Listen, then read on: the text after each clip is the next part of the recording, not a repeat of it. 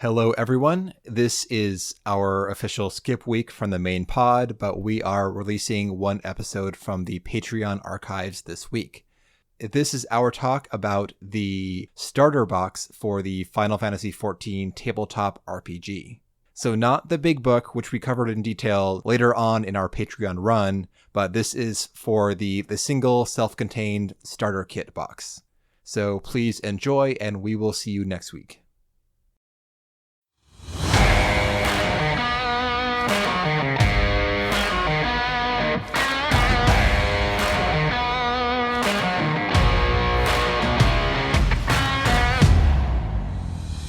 Hello, and welcome to this episode of Card Sharks.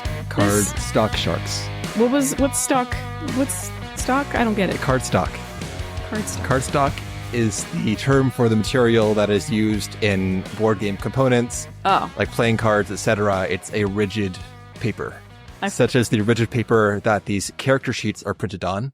Because we are here today talking about the starter box for the Final Fantasy XIV tabletop role-playing game. Physical media. Physical media. Yeah. So before we get rolling, one huge caveat. All the information that we have today is informed by the starter rules only. If something is different in the full RPG, we don't know. That does not exist at this time. First, let's talk about the structure of the episode here. We'll first go over what is actually in the starter box, and then we'll go through the RPG mechanics. Then we'll do a deep dive into each of the jobs in the starter box. And finally, we'll talk about the actual playthrough of each of the scenarios in this set. So let's begin. Yeah. Jen, here is what is in that box. There is an abbreviated rulebook, which has the game rules. This is how the mechanics work. Very nice. He's showing it to me. It exists. There it is. There is proof. It is glossy. There is a game master's guide that includes 3 pre-written scenarios. Which we've done. Yes. You have done. Which we collectively have done. Yeah. There it is. It looks about the same thickness as the rulebook. That is a huge untruth, Jen. Let's do a comparison. Okay. It's a bit thicker than the rulebook. This has been the thickness report from Jen. There are 4 pre-generated characters. A warrior, a white mage, a dragoon, and a black mage. There are 3 variants of each character, 1 at level 30, 1 at level 40, and 1 at level 50, which means that there are 12 character sheets in all. These are printed on cardstock, Jen, so they're very nice. However, this also means I cannot imagine ever actually writing on these things. That seems like a crime to put pen or pencil on them, so I would just use like a side paper if I were playing with this physically. Yeah, because I mean, it's not exactly replayable, right? I mean, unless you get totally different people in there, because the scenarios are always the same. The scenarios are the same, but if you ever intend to use this like level 30 Dragoon character sheet again, I don't think you want to deal with erasing off your pencil marks on this very thick. No. Is the finish though conducive to like a whiteboard marker, like a dry erase? Absolutely not. So I mean, yeah. So I guess like I can't imagine like pencil marks. Yeah. Erasing very well off of Same. This. That would drive me nuts. So it'd have to be like a side sheet. You'd maybe like want to scan it and make copies. Yep. Or something. Or I like a side sheet because I like writing down way more shit just in general. Also, I'm a doodler, so more paper. Yeah, typically they give you a PDF of this stuff, but I would love to print out one of those and not give someone that sheet. Yeah. Anyway, that tangent aside, there is also a 2-sided beginner's guide for every job, which tells you essentially how to approach the job. You're not going in blind. It gives you just, here's your rotation, here's what to do in these scenarios, here's a push in the right direction to play this job competently. It's basically like, here's how you optimize all of the shit you're given. It's like, if you want to do 2 of these things, which you normally can't do this, this, and this. It's basically like a cheat sheet. It's very, very beginner friendly. which I think is the theme of this box overall. Yeah. There are also dice, 20-sided dice and 6-sided dice. These are very nice dice. They are hefty and transparent. They're nice and chunky, not light feeling like they're going to float away out of your hands. They feel good in your hands. Yeah, they They're do. Nice. There is one set per job, essentially. So you have a set of blue dice for the tank, green dice for the healer, and then 2 sets of DPS red dice for the 2 DPS jobs. And the game master gets black and clear dice. Mm-hmm. Yeah. And on the D20s, the 20-sided dice, there is a meteor symbol where the 20 is. I kind of, we used a lot of dice, you and I, and I appreciate to a point when they get cute with die faces, but honestly, I just want to see the number. I don't want to have to remember because there is no consensus. The special symbol could be for 1. The special symbol could be for the max. You don't know. And then you have like, is that a 6 or is that a 1? Fuck. It's true. Some use their logo as the 1, which baffles me. Like, right. Why do you want your logo being associated with like the bad roll? Exactly. LOL, nat 1. But anyways, I like it, Jen. All right. To each their own. Yeah. Regardless, though, so that's the dice. Then there are a handful of poster-style sheets. These are pre-printed scenario maps that are meant to accompany the scenarios in the book. So these have very nice art on them, good layouts, good grid. Just kind of open that poster map and put it down and you're good to run these scenarios. Yeah. So Levi had scanned these in. We did everything virtually, obviously. So he had to scan in all of these maps, but they worked great. Like the system that allowed you to do this, it was so seamless. Yep. Yeah. I'm super impressed with it. Cool.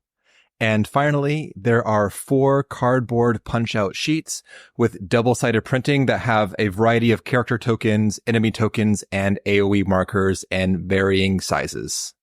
Yep. We got all of our mobs and bosses and AoE markers, which was kind of fun. Oh, and the stack markers. That's funny. And then your it's not a Dorito, but you're going to get got by something in a second mark. Yeah. Whatever that is. Your spread marker, mm-hmm. to use the lingo. Correct. So that's what's in the box. Let's talk a bit more about the actual books before going on. First off, with the player book, this is a pretty bare bones book as far as being like a RPG rules reference book goes, but it does hit the essentials, which is how do you roll dice and resolve tests in the game, and how do you do a combat in the game. That is it. There's nothing else in that book besides those 2 systems. This is very minimal as far as the non-combat mechanics go, at least in the starter set. But I will say, though, that the player's guide is designed, I think, very heavily with brand new players in mind, as about half the book by length is devoted to a fictional actual play that has a fictional dialogue between players and the GM saying, okay, so here's what you see, here's how you resolve it, not just giving you dry text saying to succeed at a strength test, roll a d20, blah, blah, blah. It is describing as the GM says, okay, so here you need to make a strength test. And then the player goes, okay, so it looks like my strength is 6, so I'm going to roll this 20-sided die and add 6. It's all very visually friendly, in my opinion. And if that's too heavy for you, there is a comic on the bottom of this book that actually shows illustrated scenes of this exact same stuff happening, showing players sitting down at a table going through these scenarios. Yeah, this is very much written for somebody who's never played a tabletop RPG before. This eases you into it with a lot of very multiple ways in which, I guess, a variety of ways to get you acquainted with how to choose a character, how to just kind of general like language used in trying to start a game, and how to role play your character. There's like, tanks are always shielding the party, and I'm always willing to help when someone is in need, so I'll be the it's very cute. Nice. Consensus, it is cute. It's cute. Yeah. I mean, this is I really enjoyed playing this game. I'll just say that up front. But it's very forgiving in my opinion, having played other engines that are really granular and really intense and mean. Like the engines want your characters to suffer. And this basically feels like the opposite. They're really setting you up for success here. But who knows, but if they, in future modules, if they release future modules, I expect maybe that difficulty to go up quite a bit, but I don't know. I don't know what they'll do. If they want to keep it accessible. Sure. No idea.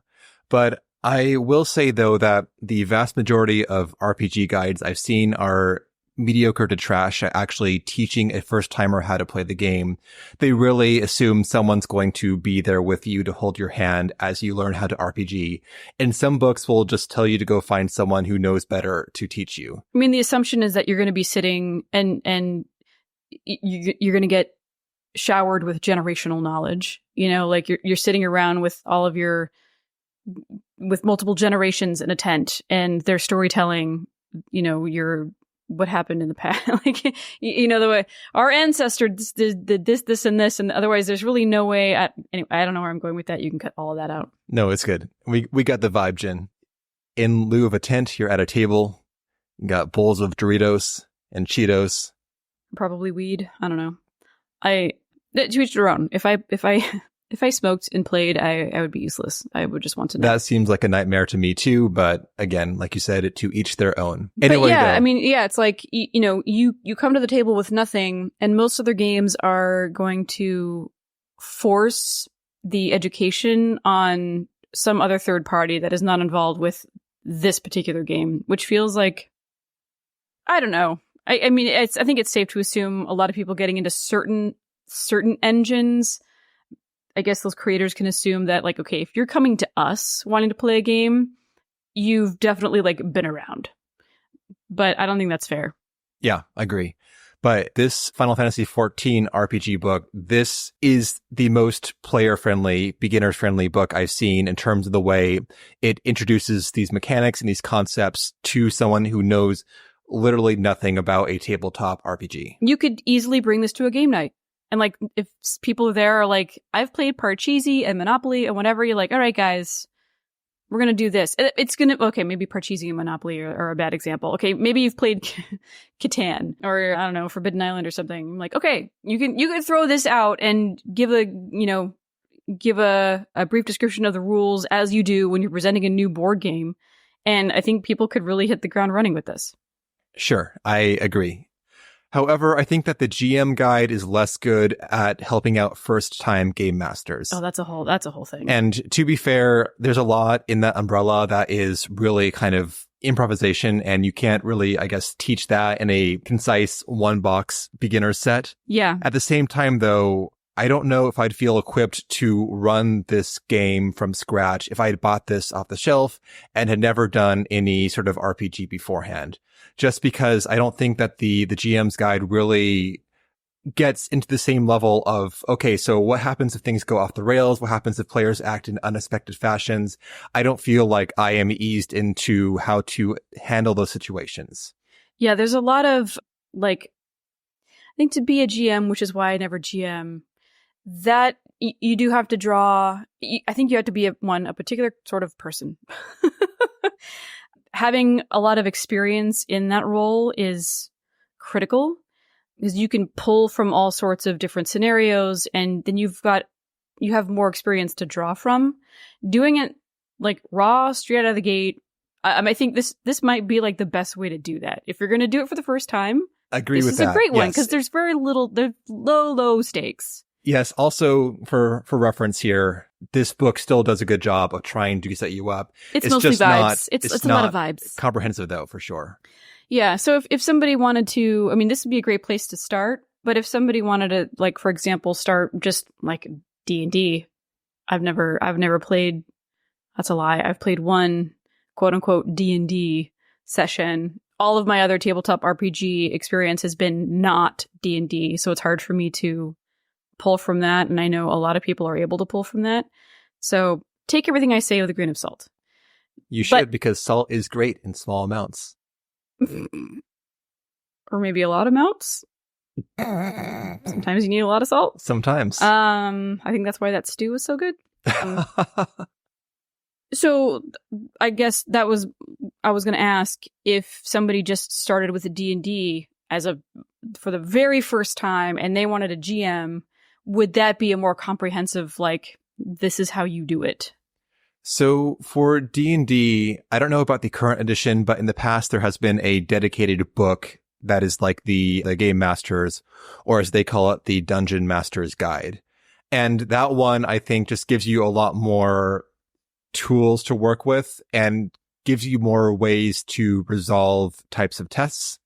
As far as how that does to, I guess, equip you in terms of theory versus application, I don't know. But those Game Master guides from D&D are full of theory at least. But again, this is a box with tons of shit in it, and they cannot fit a full 300+ page book in this little box. It's not anything that you can straight up like write down in a book. Like you said, it's a lot of theory, and it's a lot of like gut feeling, and it's a lot of pulling from experience and working with different types of people. I mean, it's a whole thing. But anyway, back to the Game Master book in the Final Fantasy XIV box set.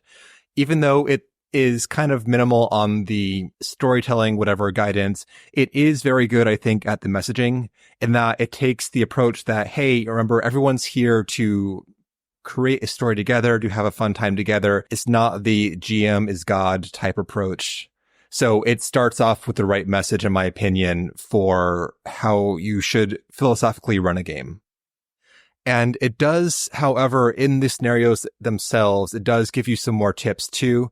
So even if you're not fully equipped going in, there are tips interwoven with the scenarios in this book that will kind of tell you how to handle certain situations that may come up. That's very nice. Yeah. It's a kind and gentle introduction. So anyway, in the GM's guide, it gives you some kind of overall tips there. It also gives you a mechanic called companions, which are meant to be, it seems, if someone can't make it to a game night and you need a full light party, full 4 people, 1 tank, 1 healer, 2 DPS to play the scenario, you can use a Chocobo companion to fill out the ranks. It's a bit frustrating though, because it tells you that the companions are not fully to the same power level as a player, but also it doesn't tell you how to accommodate that. It's just like, here's a stopgap measure, but it's not going to be enough to fill out the ranks. I don't know. It feels like you have to have 4 people to do these things. And if I were to say, okay, so Jin couldn't make it tonight, so we're going to throw in, like a Chocobo healer versus a white mage, that might go very poorly. And honestly, having seen how tight some of the later scenarios go in these encounters, I don't know if that'd be the best measure, period. No, that'd be a reschedule or have somebody do both. Yeah. So I think, honestly, this thing really wants you to have 4 players, period, 4 full jobs. And I don't really understand how the companions fit into this starter box. I can see in general for other stuff, mixing it up, sure. Like maybe if you're making your own scenario and you want to like find an ally in the field or whatever, and they are going to help for a fight, sure, it'd be fun to throw in like these kind of rules, simple allies, but it's not enough to make up for a full player. The messaging here is kind of weird. I understand that they can't rebalance these scenarios for every player count. At the same time, though, I feel like the attempt, but not the execution, the fact it's there all is a bit weird. No, they just understand how it's like to... Or they just understand what it's like to schedule a bunch of people to do a tabletop RPG session. It's fucking impossible, and people will drop out all the time. So they're like, obviously, we're going to need a backup plan here. Is the Chocobo companion like if you had 5 people who wanted to play? No, it is meant to be a rules light kind of sub, as in they get a couple abilities and that's that. They are not a full character. Whoever played them full time would be bored to shit because there's just not options there. Gotcha. Though I guess, No, hey guys, I brought my little sister. That is Great. So rude. Little sister would be Chocobo. I know that you don't know this, Jin, but the quote, little sister, little brother class is kind of like an RPG trope that is, I think, kind of toxic. And that I had no idea. I know. I assume that you never knew about this, but there's a thinking in some circles that you need a class that's there for the quote girlfriend, if we're going to take on a sexist mindset, or like a little brother. Yeah. Something that can just roll dice and not have to really strategize. Engage. Exactly. So you stepped in one unknowingly, Jen. Don't hold it against you. Yikes. Yeah. Anyway, that aside, so beyond the GM section with that overall guidance plus the companion mechanic, there is the scenarios in the GM book. There are 3 included scenarios in this book. One is at level 30, one at level 40, and one at level 50. These scenarios are all separate stories, but they do have a common thread through them. You don't need to play one to understand the other ones, though. They're very approachable, very much adaptable to being a one-off. The thread, as it were, is vestigial, I'd say. I think that the scenarios here are good. They are not riveting story-wise. It's definitely not Shadowbringers, the book here, but no, it's very basic. It's the story that I did, which was the first scenario, so very simple. This was like the setup scenario where we were setting up, a tribe stealing stuff, and it's like the very beginnings of ARR again.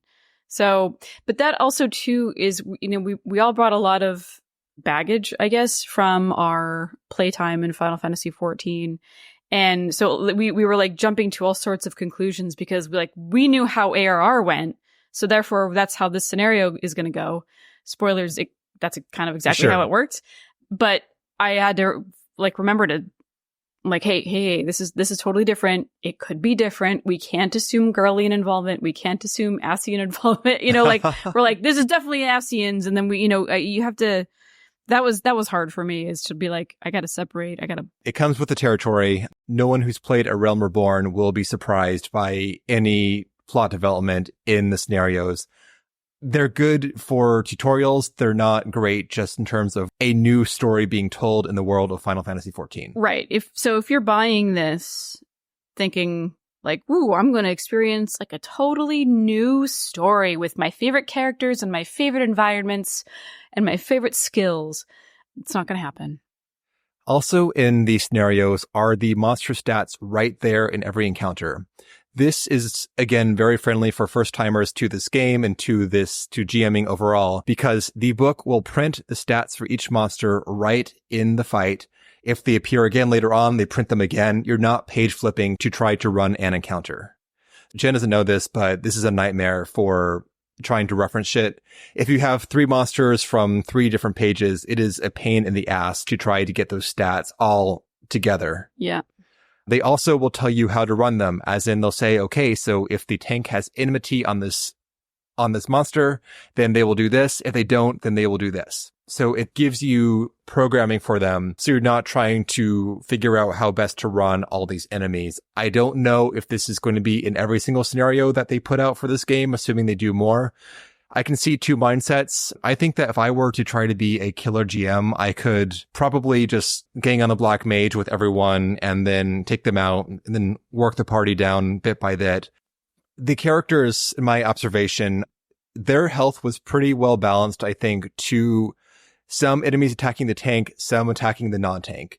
But if I had it in my mind to, be like a vicious, I guess, opponent to them versus creating more of a engaging combat or following the rules given to me in the starter book, I could probably dissect the party just because people are not that durable in this game, at least not in these scenarios. Right. Absolutely.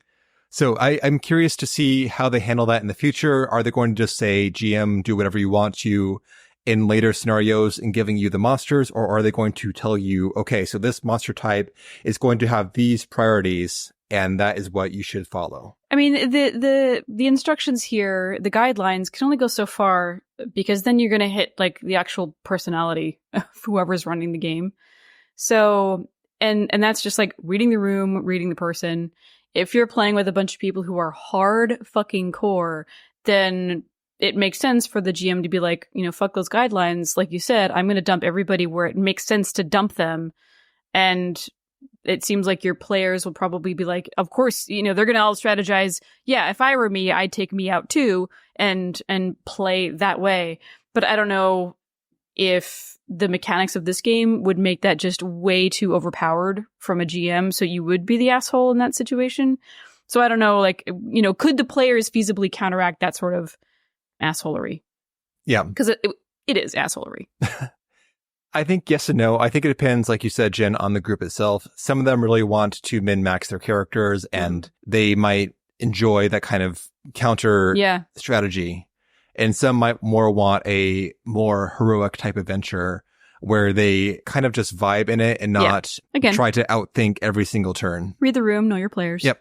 That's the rundown of the books that are in the box. Next up, let's talk about the actual game mechanics. As a comparison, this system is probably closest to Dungeons & Dragons 4th edition. Checks are resolved by rolling a 20-sided die and adding a modifier to the result that represents how good your character is at the thing. If the total number, the die roll plus modifier, is greater than or equal to the difficulty of the check, you succeed. The challenge ratings, or CRs, of these checks range from 5 for easy tests to 20 plus for very difficult tests. And there are 5 main stats that characters have. These are what are added directly to the D20 roll, depending on the type of action that you're attempting. These stats are strength, dexterity, vitality, intelligence, and mind. The stats from the MMO. There is no charisma or other general social stat. Yeah, anyway, we'll save that. Great. I mean, there's so like the way that this is, because it's so friendly and it very much like holds your hand through the entire thing.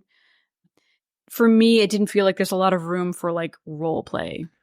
I agree with that, and we'll talk more about that in the scenario section, but I agree with that statement overall, Jen. Thanks. Yeah. Anyway, the physical stats are pretty self-explanatory. If you want to push a heavy object, you will roll strength plus your d20. The mental stats, int is used for knowledge and discerning details, and mind is used for intuition and kind of overall awareness. Unfortunately, when it comes to resolving checks, when exploring or role-playing, there are some winners and losers in terms of stats, so rip vitality. You're not very often called on to just endure something in general out of combat. Yeah. Yeah. And at least in the starter set, there are no other skills or other adjustments to these numbers. You just roll stats. It doesn't matter if you are in the fiction, a carpenter or whatever, you don't have like a carpentry skill. Yeah. So I would like, in a lot of games, you're like, all right, hey, look, we're in the desert. I bet there's like some dry sticks around. I am going to take some of these dry sticks and make something. I'm going to make a fire. Bow. I'm going to make a spear, a fire, whenever. There's nothing in this game that would allow you to do that unless the GM is very experienced and they could kind of like cobble together some like, I think that would be whatever. But then also incorporating whatever the fuck that is into the game, there's just no room for it. Oh, correct. Right. Because right now there is no actual gear system. So the only items that exist in the starter are a handful of potions. There's not anything else that mechanically represents tools or other resources besides just your stats, your abilities, and a few consumables. Yeah. Yeah, it leans definitely more, now that we're like talking about it, it leans more into just like this is kind of like a board game as opposed to like a tabletop RPG. Yeah. Yeah. But this is also common for like intro scenarios to be very combat heavy. I don't know if that is the design intent or if this is just let's give you something familiar to kind of latch onto, which is fighting guys. I don't know. I mean, other than that, there's really, in between fights, we had to say like, okay, we're going to follow again, like it's you're kind of on rails a bit, at least in my scenario. I mean, there are very clear, a man appears and he runs to the west. Well, then obviously we're going to follow the man to the west. It's not like, you know what? I see a tavern. Let's go talk to the the barmaid. And so now in that case, the GM is going to have to like make up some shit. Like, oh, suddenly the players have created a barmaid and she's going to have to like say some things or know some things. So if your players really wanted to go nuts, GM's going to have to be working really hard. Yes. Yeah. Correct. Yeah, there's not much here in the way of supplemental, no, or at least peripheral details. You're not going to be exploring the environment. You're going to be following, doing the things the game is very clearly telling you that you need to do. Sure. But if you were equipped with a full rulebook, hopefully there's more there to assist with that. I don't know, again, how much they fleshed out the other non-combat mechanics in the full rules that are going to be released in the future. But as it is now, yeah, it's very much focused in terms of the detail. And if you're going off the map, so to speak, then the GM is on their own, and an experienced GM would hopefully be able to kind of create the world or draw from the world as it's being explored by the players, but that is not supported by these scenarios. Yeah. Regardless, though, so back to stats. The same stats you roll out of combat are what you roll in combat. These character sheets already have these stats incorporated into the die modifiers. Like when the warrior attacks, they already have their modifier built into the ability panel where they show you how it works. But you roll the same stats out of combat as you roll in combat to do stuff. There are also some situational modifiers and penalties. If there's some factor that makes a situation easier for you, like if your target is stunned, or if you have like a good idea or see some opportunity in the environment that might make your attempt easier, you can gain advantage. Advantage for the non-D&D experienced people is when you roll an extra die and you take the highest of the dice you roll. So if you have one advantage die, you roll two 20-sided dice, and the highest one would be what you modify to see if you succeed. There are penalties too. If there are situational factors that will make your test harder, you take a -2 penalty to the roll per factor in the situation. And that's it. That's the entire ability mechanic. You roll a 20-sided die. If you roll higher than the number, you succeed. Otherwise, you fail. Just binary pass-fail. There is also a vigilance stat, which you don't roll, but the GM will check against it. The GM might say everyone with 11 or higher vigilance sees this thing. Otherwise, you're surprised. For the D&D heads, that's your passive perception. PP. Yeah, your PP. Passive perception. PP power. Thanks, Jen. Yep. That's why we have an M rating on the podcast. Not for your little sister. Oh, no. See? That is all the out-of-combat support in this game box. Just what we covered just there. There is no wealth system either. The game says you have enough cash for your day-to-day needs, and that's it. There's no earning or spending of wealth in this game box. Yeah, so like if you wanted to bribe the proprietor of the tavern for information or something, there's nothing to do about that. In that scenario, I'd make it a stat check. Like, I'd assume that you can bribe a tavern proprietor with some pocket change. You cannot bribe a syndicate member, though, with your character's pocket change. So, yeah, kind of like, does this make sense for what you are carrying on you? And either, if so, great, roll. If not, then no. Yeah. There are just a few items in this game as of now. These are all consumables. There is a potion, which gives you a few hit points. There's an ether that gives you a few MP. And then there is a company issue tonic, which is the potion that can resurrect people. In this game, you can use it in combat too. So if someone goes down, like if your healer goes down, you can give them that tonic and they can be revived. That said, one of the players that I ran with noted, and I agree, that the game is lacking in actual rewards to give the players. The potions especially, the HP value of them is very minimal. Maybe it'll matter, but probably not. The ethers are more potent. They give you about 20% MP back. That is 1 MP out of the 5 MP you can have max. And the tonic is nice if someone goes down, but really it's a very minimal kind of reward set to give to your players if they do something cool or find something cool. Not much incentive to the loot hounds out there as of now. And there are also titles. You can gain titles by doing various tasks. These will grant you a mechanical advantage. Their implementation, though, in the starter box is kind of lame. By the time that you earn a title, you cannot use it anymore in that scenario. For instance, in one of the scenarios, you get a title that gives you knowledge of any seedkin's defense. So if you have the title Lazy for Lawrence, you can look at a seedkin and know what their defense is. However, when you earn that, there are no more seedkin in the scenario. So great. I think it's meant to be kind of like a badge of honor if you're going to carry the character between scenarios. But as it is, they don't actually make a difference in the scenarios they appear in. Yep, like the titles, like our titles. Oh, sure, but these ones have a hypothetical future value at least. At least there's that, maybe. That said, though, the seedkin killing players did find a way to benefit from the title, mainly in terms of traumatizing sylphs with their knowledge of seedkin defense. Classic.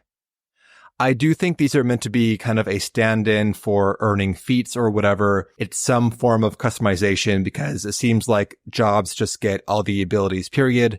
There's no real character granularity within a job. If you're a level 50 Dragoon, you get all the abilities that 50 Dragoons get in the MMO.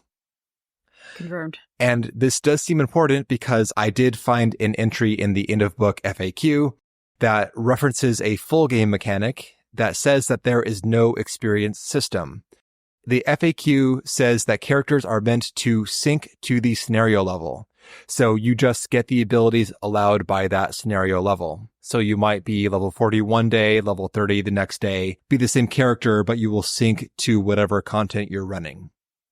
The titles do kind of form like some actual record, some empowerment in some sense from past deeds. Yeah. One final oddity about the mechanics I'll note are the cutscenes. This game system includes full-on cutscenes where, just like in the MMO, your characters stand around and do nothing while enemies monologue at you and outmaneuver you. It literally says characters cannot interrupt these scenes, and for instance, in the starter box, in the first scenario, there is a situation where the characters find the enemy boss and they go all, ah ha ha ha, there is no escape, you are surrounded. And your characters stand there doing nothing while enemies come from the wings and encircle you. Yep.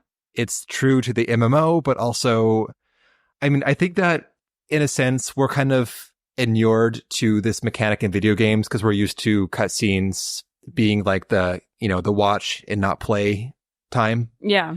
But in tabletop RPGs, though, the whole strength of them is the fact that you're not scripted.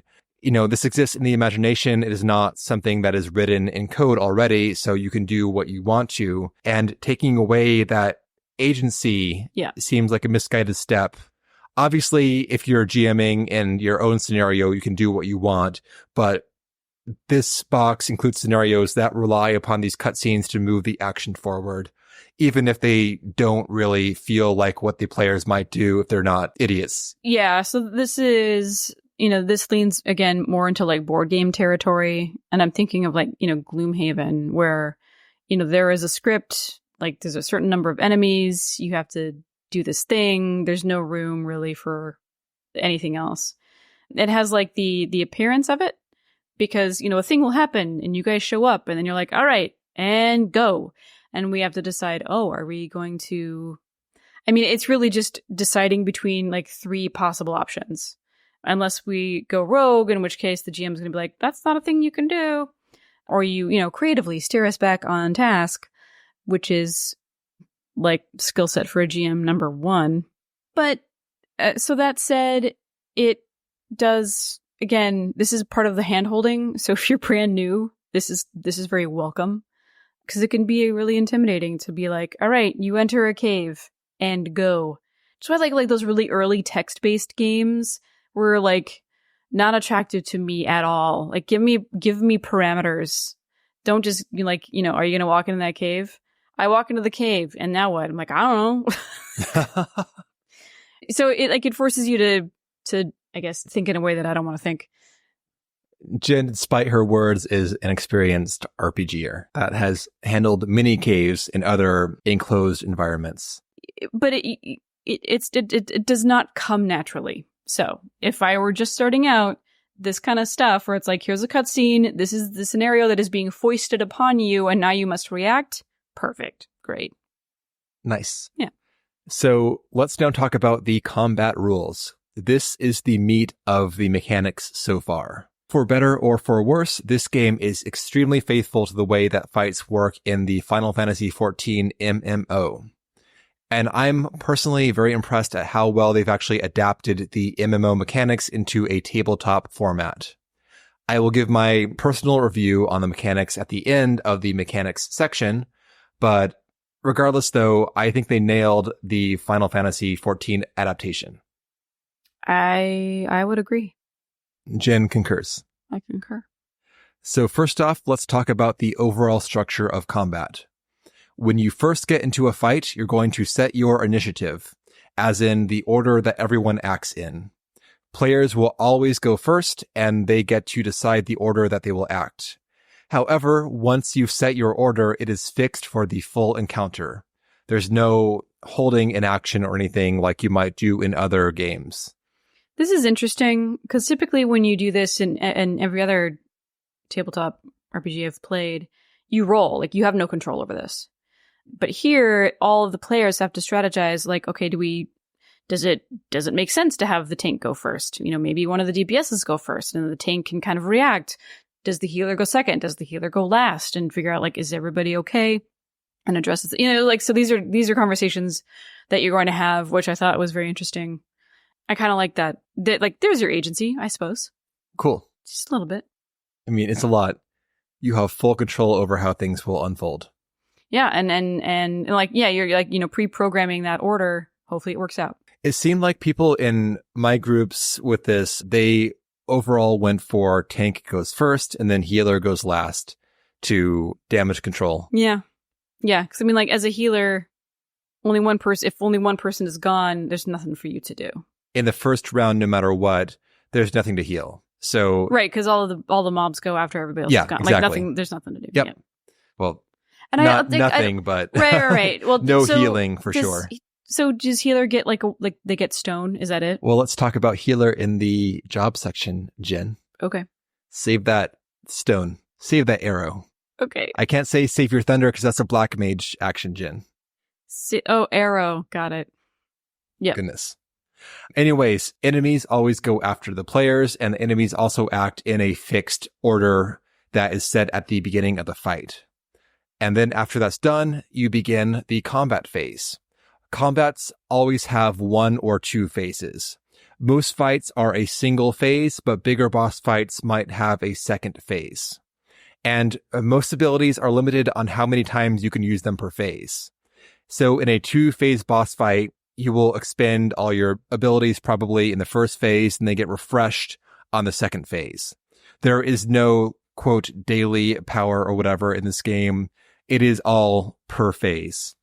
There are also limit breaks. Each job has their own unique limit break, and the mechanics differ between jobs. So there's no tank LB or whatever. The warrior has a warrior-themed limit break. We'll talk about those specifics when we get to the jobs section too. Limit breaks are made available through essentially GM fiat. There is no LB bar or anything. The GM declares when you can LB. And the scenarios in this box tell you exactly when the player limit breaks are available. That was going to be my question. Like, I'm sure the game tells you when you can let that happen. Yes, correct. Yeah. Limit breaks are a semi-shared resource. There's not just one limit break available. Up to 3 characters can execute their limit breaks. I think this is kind of lame. This means that one person out of the 4 people does not get to limit break. It doesn't feel good from a participation standpoint. Well, if you're going to like give literally everybody but one person that ability, as opposed to in the game where everybody but one person does not have the ability, which it feels different. Yes. You're saying... And also, so like, you know, in the MMO. In the MMO, yes. Yeah. One person can execute a limit break. Yes. That's it. Unless you recharge the bar again. But so this is like exclusionary, where 3 of you have to, you get to use a limit break. I think it's extremely OP. I think like there should be a house rule that maybe only 2. I think they're balanced around having 3 limit breaks in these fights that have LBs enabled. Regardless, though, my opinion is that if you're going to do 3, just do 4. Like, why leave one person out? Then it's definitely OP. Then adjust their power or adjust the scenario accordingly. But why keep one person only from the LB party? That's my personal stance. Probably because they want you to, again, strategize about which ones to use. And that would make more sense to me if there were fewer available. Like if there were 1 or 2, that means more. Okay, so we're going to maybe use the caster LB to kill these ads in this fight and then hold second LB to see if we need to like healer LB or something. Right. But for 3, though, I saw every time the DPS used theirs just by default, and then people held the final LB back. And in most cases, nobody used that last LB because they didn't want to, quote, steal it from the other person who had it available to them. So like the DPS went through the door first, and then the healer and tank were like, you go first. No, you go first. That's very cute. That was my overall observation about how most groups handled the LB mechanic.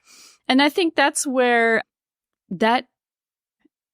we're letting our normal IRL values influence how we behave in the game, where like in that case, that's where your actual like character creation, your role playing would jump in. I'm playing the tank. Who is my tank? Who's my person? What's his personality? Is he the kind of person who would insist upon it? Or is he, a valiant, gentleman who would defer to the healer, or like, I don't know, like that's an opportunity for role play IMO, as opposed to like realizing you're sitting next to an actual human being in a chair and like, oh no, you can go first. But it's people who they're essentially strangers all playing together in this circumstance. So I think the default is always going to be more polite and to defer to the other. Good but for them. If you're playing, correct. But if you're playing with a group of people and you've played, 5 years and you're fucking grizzled as hell, someone is going to be taking that LB and running with it while the other person is like, what? Yeah. Fucking Possibly classic true. Brayton. Classic. Anyway, that is the overall combat mechanics. Let's talk some deets. During a character's turn, that's when most of the action happens. But there is one exception. This is the instant ability. So this is a type of character ability that will overall happen on other people's turns. These all have a very well-defined trigger. Like it might be when someone is about to take damage. It might be when an enemy ends their turn. These instant abilities all have a certain scenario in which case they can be fired. They're not mandatory, but they can only be used in these circumstances. For instance, the Black Mage character can addle when an enemy starts their attack.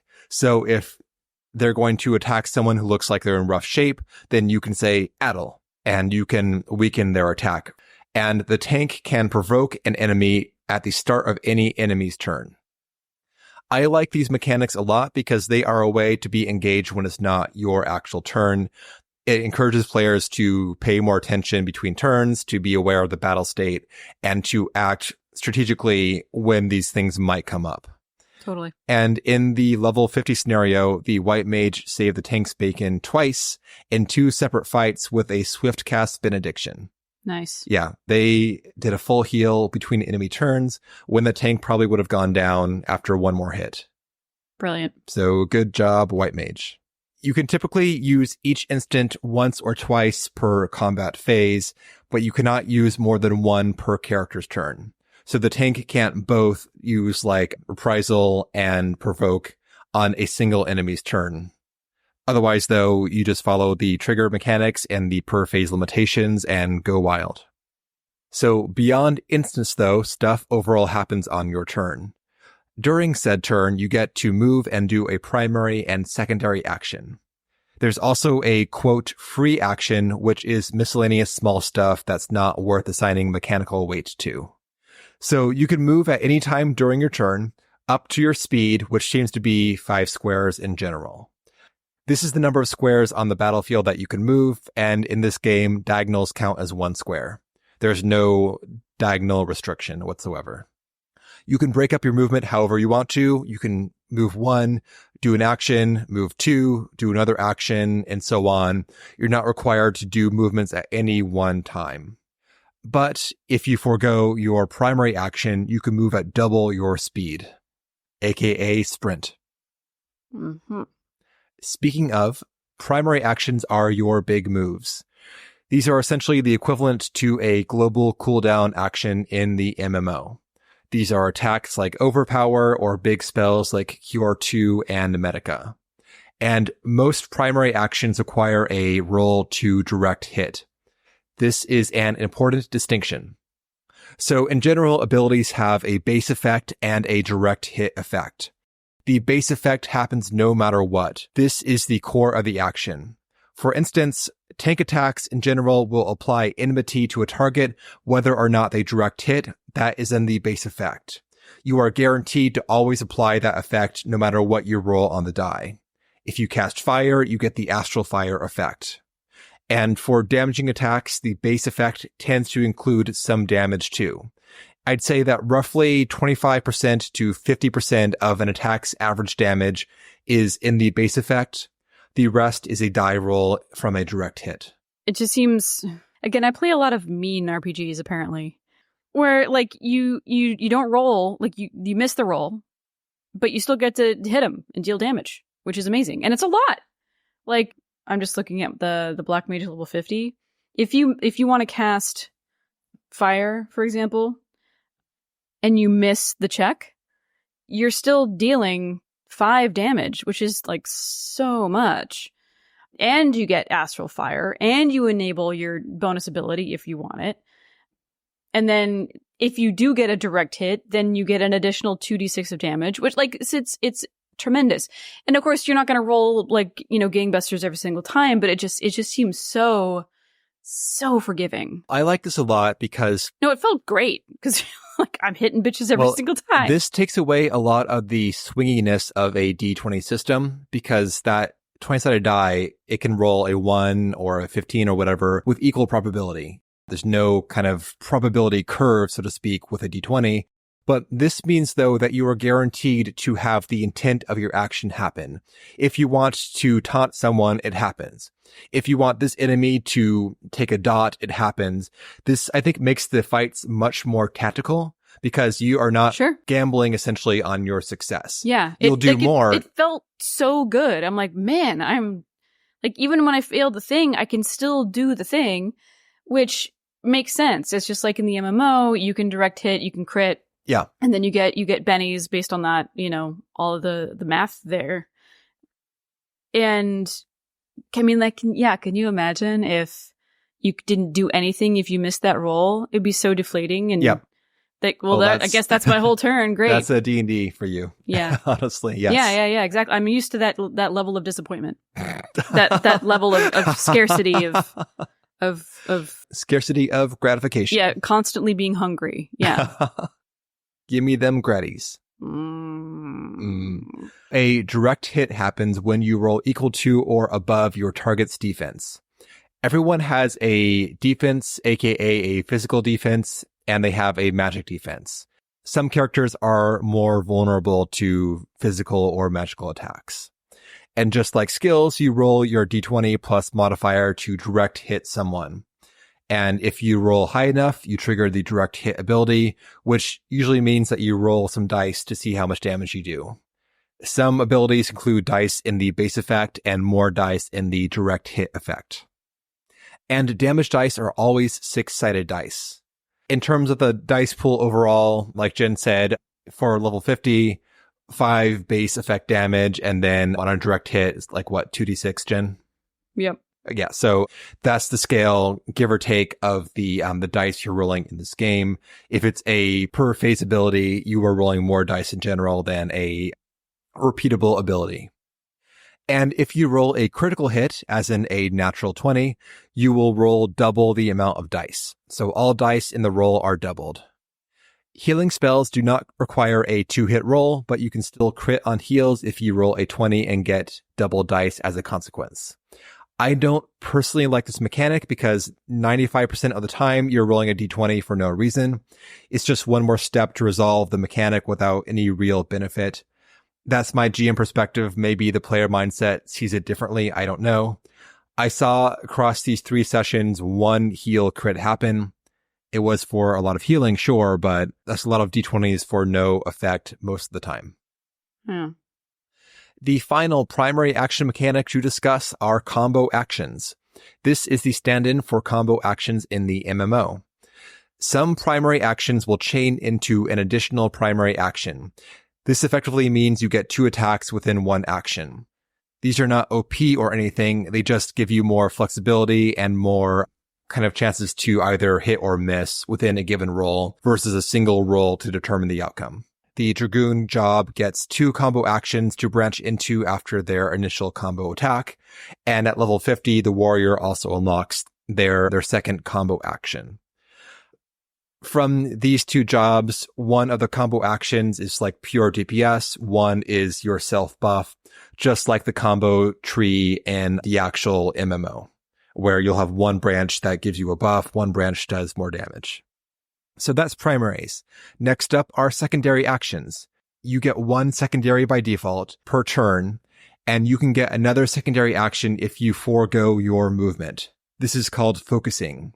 You can also forego your primary action for another secondary action. So you can get up to 3 secondaries on your turn if you don't do much else. These are kind of a catch-all category for lesser actions that you take on your turn. Some of these are the off global cooldown abilities in the MMO, like Berserk, that will enhance your primary actions, or like Transpose, for instance, which you do between casts as a black mage. Some secondaries are just like weaker primary GCD actions. This is Arrow and Cure 1, for instance, which are GCD abilities in the MMO, but they are secondary status in the tabletop game. Despite their name, though, secondaries are clutch for sure. We'll hit on some of those as we get to the jobs in a little bit. And that is pretty much it for a player turn. You will do some combination of primary and secondary actions, maybe reposition, and just maximize your abilities based on the current scenario. A couple overall notes, though, before moving on. There are no abilities with set durations. There's no 3-round duration. No abilities come back off cooldown in 2 rounds or 50 seconds, whatever. It's either infinite use or you get to use 1 or 2 or whatever per phase. For debuffs and dots and so on, these last for the entire combat. If you thunder someone, they are thundered for the full combat. That dot does not wear off unless someone casts Asuna. This is good in my opinion. It's a lot to track all these different weird round durations. It's just too much bookkeeping. This binary on or off status is great. Makes things so much more simple in terms of the way things kind of play out. Mm-hmm. Also, there is MP. All characters have a maximum of 5 MP, and spells seem to cost between 1 and 3 MP, and characters get back 2 per round in general. So, 1, good job making the number no larger than needed, designers. We don't need to have 1000 MP at a time. It doesn't do any good having more zeros for no reason. So it makes the system very tight and effective, just having that 5 MP in every single point being very meaningful. But also, though, just like in the MMO, only casters use the MP mechanic, even though everyone has it. I know that in the MMO, Disciples of War get MP2, but I also think it's bad design. Don't bloat the UI, don't bloat the character sheet with unnecessary information. Cut that shit. Yeah. That's my side gripe. Anyway, after the player turns comes the enemy turns. Enemies are a lot more simple mechanically than the players are, which is great. I don't need a full stat array, action economy, etc. for enemies. They essentially get 1 or 2 abilities that they use, and that's that. Oftentimes, they'll do an attack, then drop a marker that telegraphs the future attack. Bosses get a few more moves, but overall, it's a very concise, focused list of abilities, very streamlined. But yes, there are markers in this game too. This has MMO-style telegraphs. These work just like they do in the MMO. you place an orange marker on the ground, and anyone standing in it after it essentially times out gets a big whack of damage or whatever based on the maneuver's effect.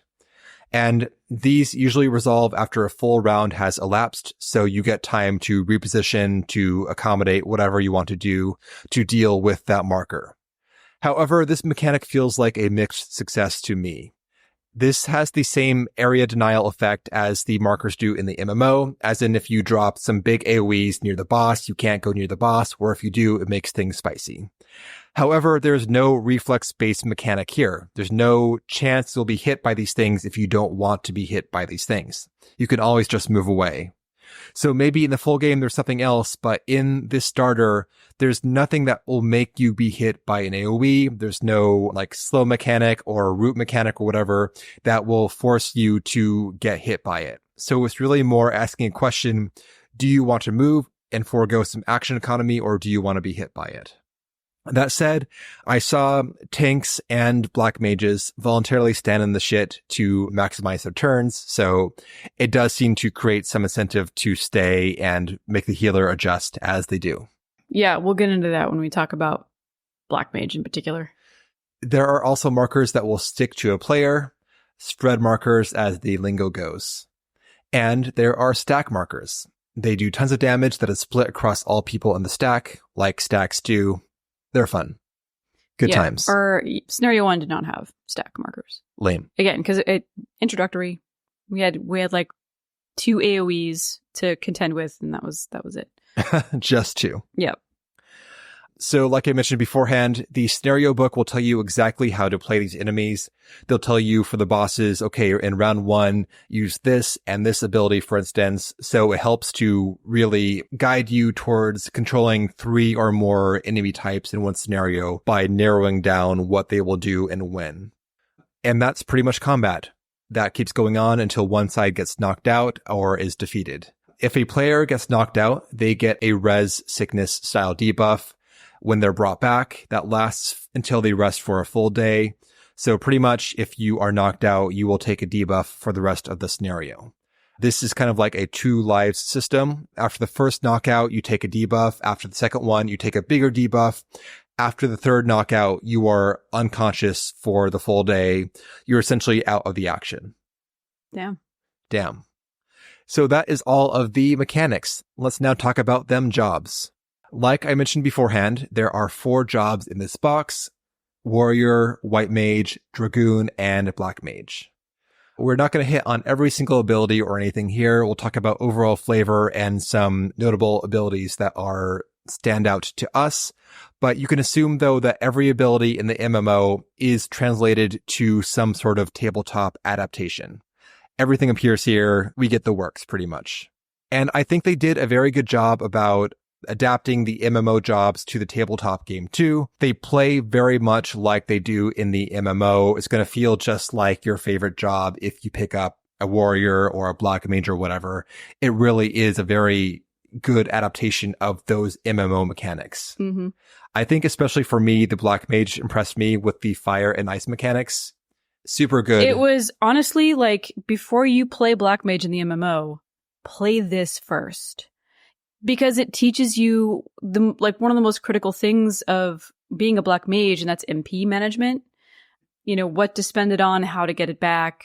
There was a lot of, and it's going to make you, I think my turns took the longest because I had to be like, okay, so if I do this, then if I do this. And while everybody else is taking their turns, I'm doing all the black mage math. Okay, on my next turn, I had to craft an opener. I had to figure out what I could do and not do. I was really min-maxing the shit out of it, which is, because it's a tabletop RPG, you have the time to be able to do that.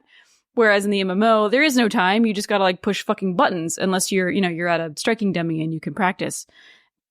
But it really makes you get into the numbers and how to min-max your turn with what you have. And that felt very satisfying.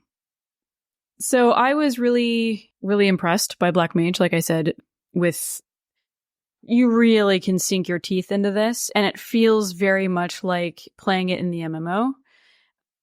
MP management was half the fucking battle, But you get some, and just like in the game, you are rewarded very much for not moving at all. So if you sacrifice movement, you get to do all sorts of stuff. You get bonus primaries, you get bonus secondaries, that's like everybody else. And this can add up to a serious goddamn turn. So if you forego movement on Black Mage, you get what is called consecutive invocation, which means you get to do a second primary ability. And basically, I mean, so that like alone will set you up for potentially ending your turn in the Umbral Ice phase, which is critical to getting MP back that is usable at all. And they do give you potions and ethers in this game, just like, you know, the most perfunctory of consumables, but they do exist. But do not rely on that shit. So for Black Mage in this game, you do have to set yourself up at the end of every turn to get, like, you have to set yourself up for success. Because otherwise the default is, I think, 2 MP, which is, you know, out of 5, which would allow you one, maybe one thing. But if you're in fire, you get no MP back. So, yeah, which is problematic. In which case you would be using an ether, which would give you 1 MP, which might give you an secondary ability. Anyway, so yeah, I mean, you have to like, okay, maybe I go hard on this turn. I end in Astral Fire, so I get the bonus damage. I know I'm not going to have anything to use on my next turn. I'll ask the group if I can use an ether to do something, and then set myself up for a better turn the third time around. This is all shit you have to, like, you know, you look at the table, see what's going on, and figure it out.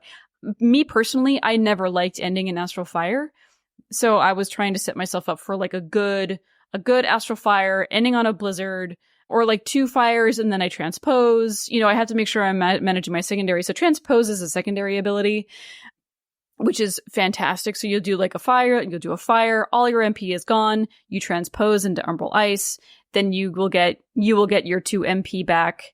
And I think you would get 4 MP back. I don't know, whatever. Yes.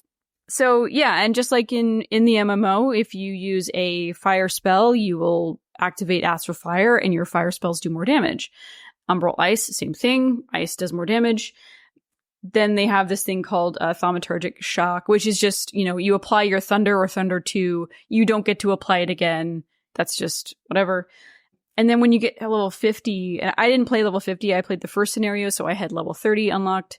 But at level 50, you get Umbral Mastery, which allows you to collect Umbral Hearts, and Umbral Hearts will give you an MP discount on things, which is also very similar. And also at level 50, you get Blizzard 3, you get Fire 3, you get Flare, you get Freeze. I mean, you get all the stuff, and also Ethereal Manipulation that allows you to just like a bonus move, like, so that like negates like, so I don't move, I get my consecutive invocation, I get my free secondary, and then I ethereally manipulate myself to some other spot on the map. Like, it's amazing. Very realistic. There's also a gambling element too, in a sense, because you can get those free casts from Thundercloud and Firestarter. Yeah, so just like with the MMO, every, I guess, tick, and in this case, every time your dot would deal damage, you get to roll to see if there is bonus damage that you get. It's not a great chance, but it's still a chance. But it's still really satisfying it's just fun. Like, to have that bonus roll, like, ooh, do I get to do extra damage? You know, it's because you love seeing the little proc, shiny dotted lines. It's the same thing. Thank you, Jen. Do you want to talk about the LB before we move on? Oh, the LB is dumb. It's so dumb. So this is the good dem for reference here, not the bad dem. Right. So this will hit, this is it's a 5x5 range, I think is standard for everybody's, like, AoE. Yeah. It's 5x5. Yep. Within 10 squares, which is basically like every map ever. At least in our scenario. There wasn't anybody out of my reach. It was amazing. And so this will is an AoE, and it deals 6d6 damage. And then if you're under Astral Fire, you get an additional 2d6. So potentially 8d6 of damage to an entire group within a 5x5 grid. It's ridiculous. So in our final encounter in our scenario, this is when we had like a big group of dudes, We had 2 big bads and a big group of dudes. And I used Meteor on the big group of dudes. It completely fucking wiped them out immediately. It was great. Yeah. Yeah. Thank you, Jen. Thank you. So let's talk about Warrior. This is obviously a tank. They work very much like they do in D&D 4th edition, in that tanks cannot force an enemy to attack them, but they can make it the only good option available. They do this by applying a enmity debuff to any target they hit. This makes those people take a huge penalty to any attacks that do not include the tank as a target. However, enemies can do multi-attacks that might have 2 targets. As long as one of those targets is the tank, they are not penalized for the other attack in the maneuver. This enmity debuff falls off after 1 round. There's no enmity meter. It's just that you debuff them for a round. After that round elapses, the debuff falls off, and then the tank can choose to re-aggro the enemy again or not. It's up to them. I did note, though, that when the tanks went ham on enmity, like they dropped a huge AoE on the ground, taunting most guys in the arena, they tended to bite off almost more than they could chew, as in the combined attacks from all those enemies with enmity almost drop the tank down to nothing. So there might be a bit of a metagame here where the tank only wants to aggro so many enemies on a given turn so as to not take too much damage beyond their ability to withstand. I'm not sure, small sample size, 3 sessions, but that was my observation. The warrior also gets a rage mechanic. Certain abilities will let you accrue wrath, up to 4 wrath total, and you can spend 2 wrath to do bigger damage attacks like warriors do. Otherwise, beyond that, though, you're doing your overall melee combo against single targets or doing AoE overpower attacks to aggro multiple targets at once. A few ability spotlights here. So 1, warriors get a stun. This is a secondary ability that has no limit per phase, so you can spam it pretty often. However, it's less powerful than the MMO. It gives you advantage on your attacks for a turn, and it removes markers enemies create. So you can stun someone who's telegraphing a marker.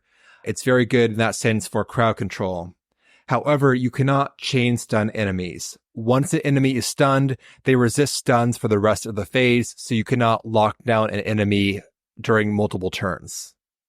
Also, Holmgang is here, but it's nerfed. It only prevents the first attack that would take the warrior down to 0. Instead, it stops that attack. They're at 1 HP and Holmgang falls off. You cannot invuln for a full round or anything. And warriors do get their interrupt. They can interject what are called invoked abilities. An invoked ability just means that the warrior can interrupt them. No other mechanic, essentially. However, you can only interject once per phase, so use it wisely. The final ability of note I have for warriors is that every mitigation ability except for Rampart is an instant ability, as in it happens on enemy turns. However, Rampart is a full round effect that you activate on your turn, so you will tank up on your action with Rampart. Everything else is reactionary. And the warrior limit break, Land Waker, is interesting. It is entirely unique from the MMO. You will use it on one enemy attack only, and you redirect that attack to the warrior from its target character, and they take half damage. Then you deal that same damage back to the attacking enemy. So it's kind of like a reflect ability versus a overall damage mitigation ability, like it is in the MMO. So that is warrior. Next up is white mage. White mage is oops all heals, just like in the MMO. They get all the options. They have regens, medica, cure 1, 2, and 3, the works. However, this job also suffers from the healer problem of the MMO, which is that the difficulty of the job is dependent upon how powerful the enemies are and how well your allies play. So this is especially apparent during the first scenario, which is the easiest one, where that white mage did not have much to do during the first couple fights. So unless your allies are taking damage, you don't have much to actually do on your turn. And because on the first scenario especially, it was 1, easy, and 2, the players there really kind of broke these encounters wide open and used mitts, positioning, stuns, etc. to really shut down those enemies. there was very little actual damage coming in to heal in the first place. Yeah, I think that's an area of opportunity. I mean, the first 3 scenarios are a done deal. I think no matter how you slice it, the healer in like at least the first scenario is going to have not a lot to do, unless everybody's new and they don't know how to like avoid stuff or use mitigation, which is a thing that happens a lot. So I don't know, maybe. But yeah, I feel like I felt bad for our healer because straight up, like it became their turn and like, is anybody damaged? No? Well, okay. I'll just throw a stone or something, I guess. That's a bit of a miss, unfortunately. Again, the exact same problem as in the actual MMO, so good job with that adaptation. But still, fair. Yeah, not ideal for a White Mage player. And honestly, if someone were playing White Mage during scenario 1, they might just think it's boring. Like, why do I have all these heals if no one gets damaged? Yep. Anyway, so that's the issue, but in later scenarios, people took much more damage, so they had plenty to do. So a few notes on individual abilities. Regen is a buff here that lasts for the whole phase, so it's a consistent drip heal. Good to apply early if you can.